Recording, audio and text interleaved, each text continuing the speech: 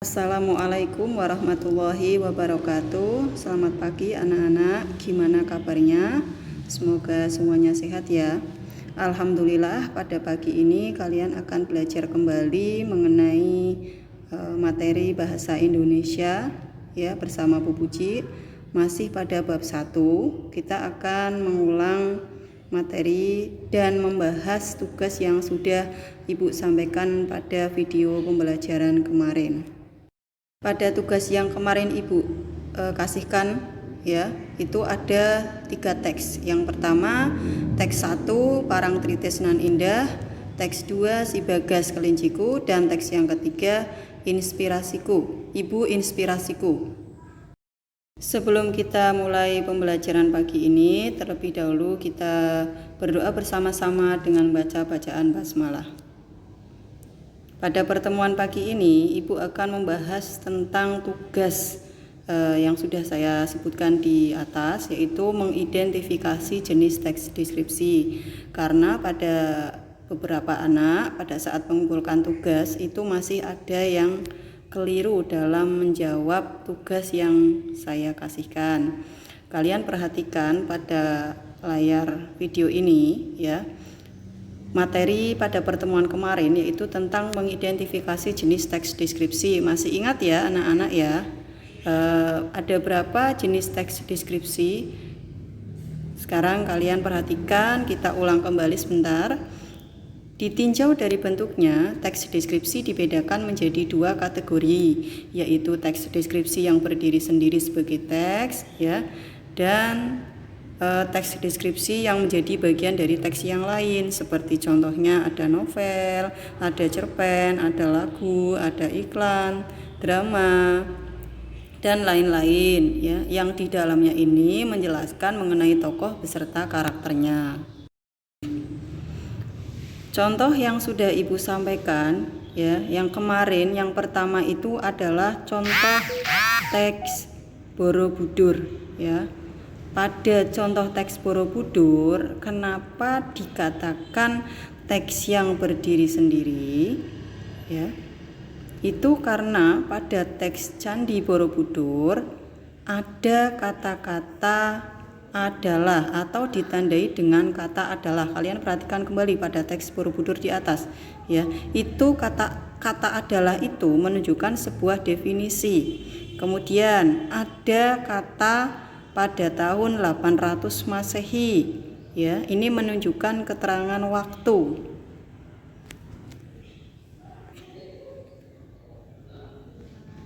Kemudian ada juga kata candi yang berbentuk stupa, ini terdiri dari, itu perhatikan ya pada teksnya ya anak-anak ya.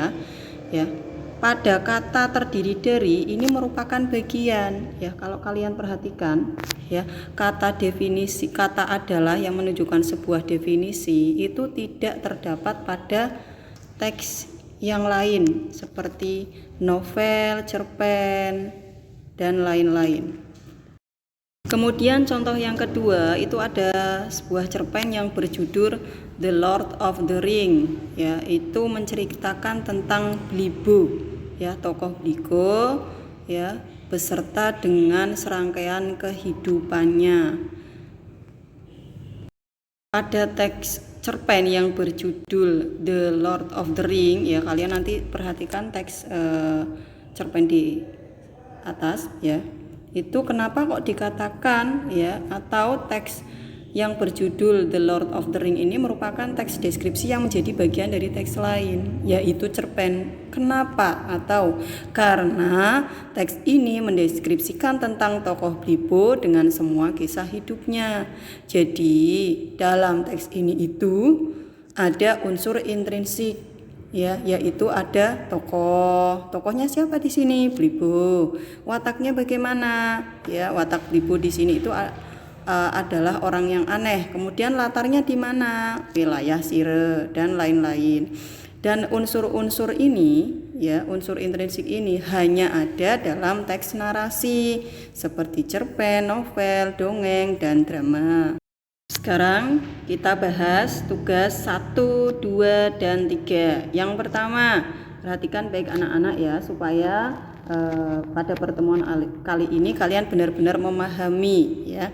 Teks 1 Parangtritesnan Indah. Perhatikan ya, itu ada kata yang saya tandai dengan warna merah ya.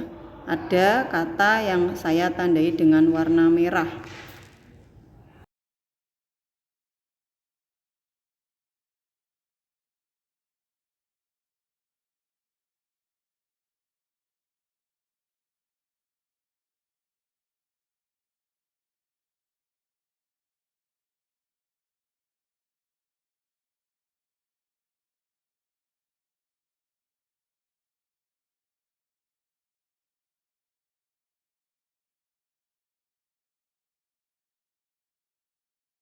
Kesimpulan pada teks 1 yaitu Parangtritesnan Indah merupakan teks deskripsi yang berdiri sendiri. Kenapa? Karena hal ini ditandai dengan kata A adalah, tadi pada contoh teksnya sudah saya tandai dengan warna merah ya. Kata adalah ini menunjukkan sebuah definisi ya.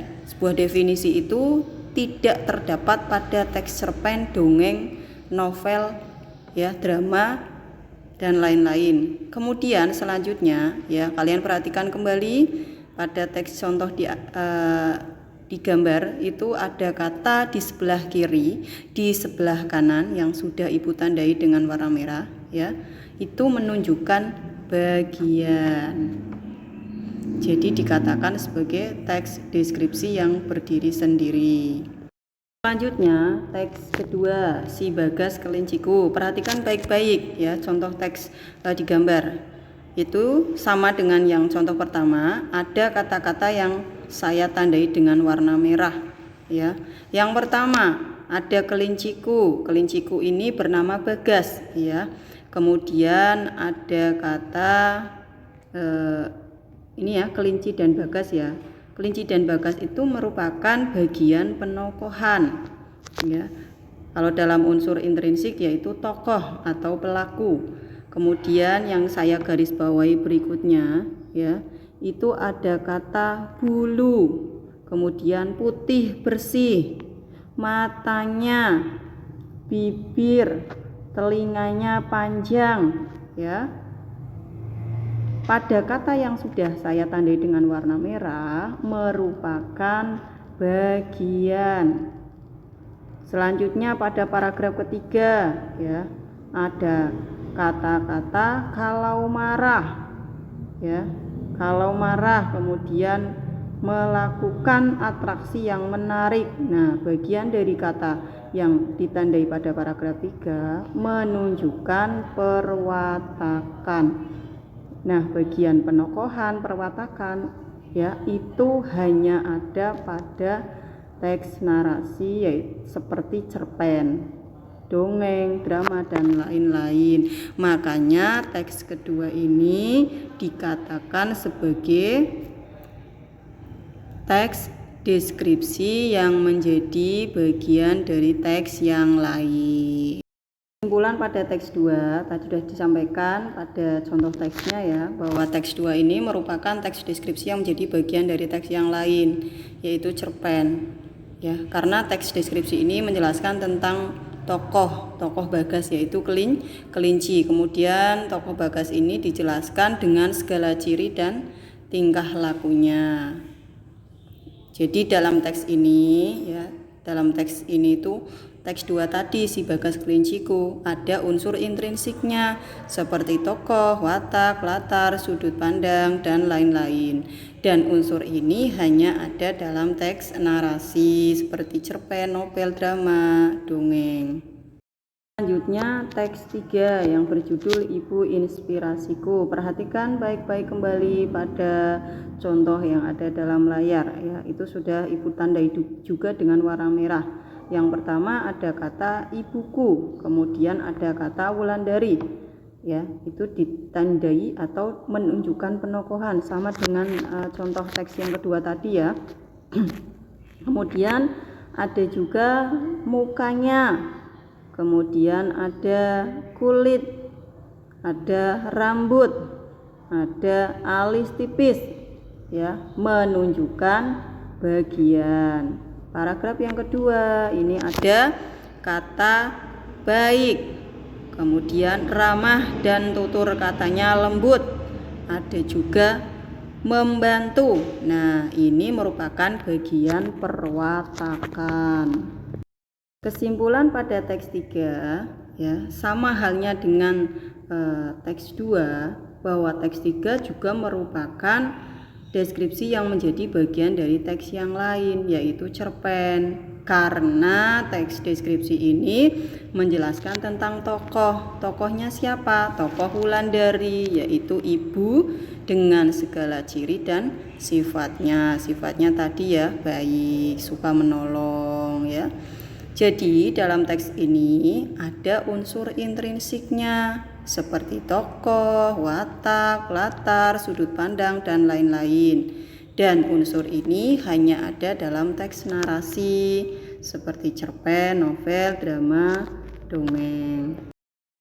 Coba kita identifikasi tugas teks 1, 2, dan 3 ya, dengan pola pengembangan teks deskripsi. Masih ingat ya pada pertemuan video pembelajaran kemarin bahwa identifikasi pola pengembangan teks deskripsi ya, atau mengidentifikasi pola pengembangan teks deskripsi itu dibagi menjadi 3. Yang pertama teks deskripsi subjektif, yaitu teks yang penggambaran objeknya berdasarkan kesan yang dimiliki oleh penulis. Kemudian yang kedua teks deskripsi spasial, yaitu penjelasan mengenai objek yang digambarkan hanya berupa ruang, benda, tempat, dan lain sebagainya. Yang ketiga ada teks deskripsi objektif, yaitu penjelasan mengenai objek yang digambarkan ini apa adanya berdasarkan keadaan objek yang sebenarnya, sehingga pembaca dapat membayangkan keadaan tanpa ada penambahan opini atau pendapat dari penulis itu sendiri. Identifikasi berdasarkan pola pengembangan teks deskripsi ya.